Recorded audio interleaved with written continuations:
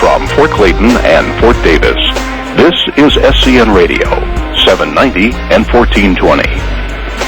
You're watching channels 8 and 10, SCN Television in the Canal Zone.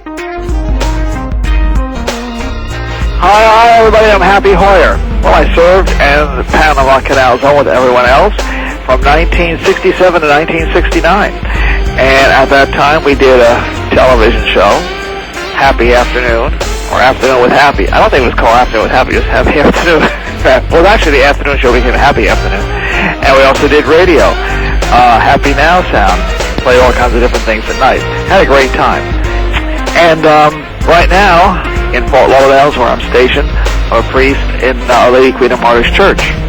And we live on Happy Hoyer Street. That's right. It's a real street in the real city of Fort Lauderdale. We really are the city, and it's official. You can look up the internet. It used to be Southwest 11th Court, but if you put that in, it'll come out Happy Hoyer Street. Have a happy, have a happy. God bless. That's what I have to say now because I'm a priest now. God bless you. Have a happy. My name is Steve Momot. I served in the Canal Zone from September of 1968. I came in when Arnulfo Arias went out, and I was there in the zone until just before Christmas of 1970.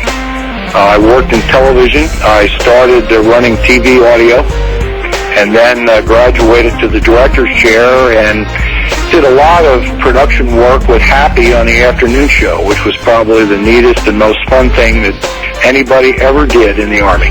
Now I work for myself, so I've got a real demanding boss, and I do freelance photography, mostly weddings, a lot of people stuff, families and things like that, but primarily weddings.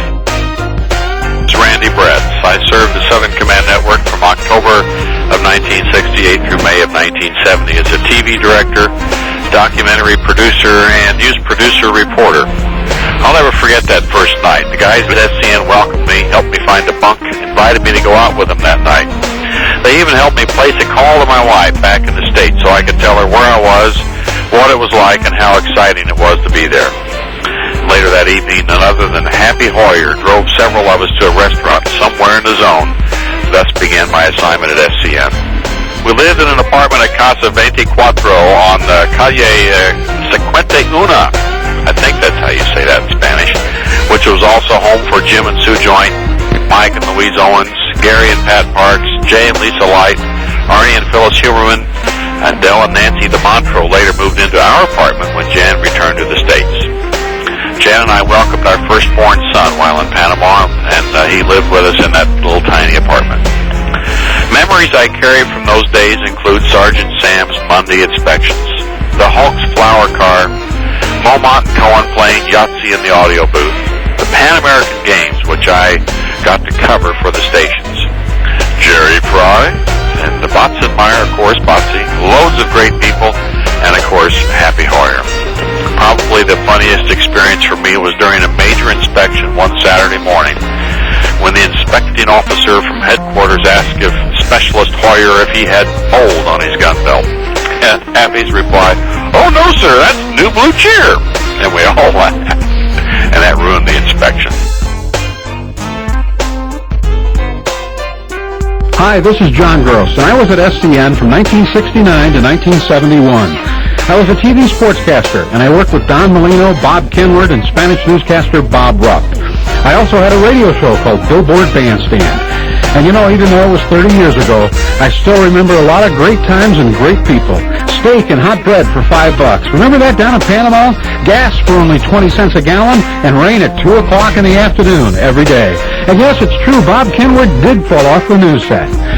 My funniest and most embarrassing hour are wrapped into one. I did a play-by-play of an Army Air Force football game. I'd memorized all the numbers. Guess what happened? The Army team took off their T-shirts. And I literally had to make up names. I'm not kidding now. You might have scored the winning touchdown in that game. This is John Gross. See you later. I'm Midge England. I was a camera operator at SCN from November 1970 to June 1971. And now I run the SCN website and the SCN list where we have all of our SCN announcers reunited again. My name is Don Molino, man, I was at SCN from March 1970 until December 71. And I was a broadcast specialist. I did the evening news with John Gross for a long time until he decided to leave the Army. So I spent the first week at SCN running the film chain and the audio board for the newscast and let's see. I can't remember the name of the kids show when I first started. No, it wasn't. Maybe it was Sheriff Tom. Anyway, what the kids show was in March of 1970. And then somebody, I think it was Pete Franket, it may have been Del DeMontro, I don't remember one of those two, happened to mention to Jerry Fry that, hey, this guy was on TV in Dallas, maybe you ought to give him a shot.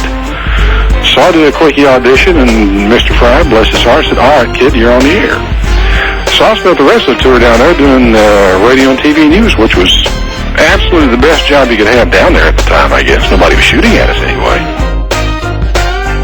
Hi, this is Army Specialist Michael Rusnow, known as Mike, until I decided I was much more mature. I served in Panama from 1969 to 1971. I remember arriving in Panama in mid-July, relieved it was actually cooler than muggy Fort Jackson in South Carolina. I remember meeting Sergeant Sam, who seemed taken aback by my UCLA master's degree in TV. I remember being assigned to audio and being offended when one of the other guys suggested I use an audio cart to do the intros and time checks. No one, however, was going to stop me from saying SCN time is 2000 hours. The idea of 2000 hours still fascinates me. Televidentes, he aquí las últimas noticias. Hi everybody, this is Bob Rupp. I used to do the news in Spanish on SCN. I was stationed there from 1970 to 1972.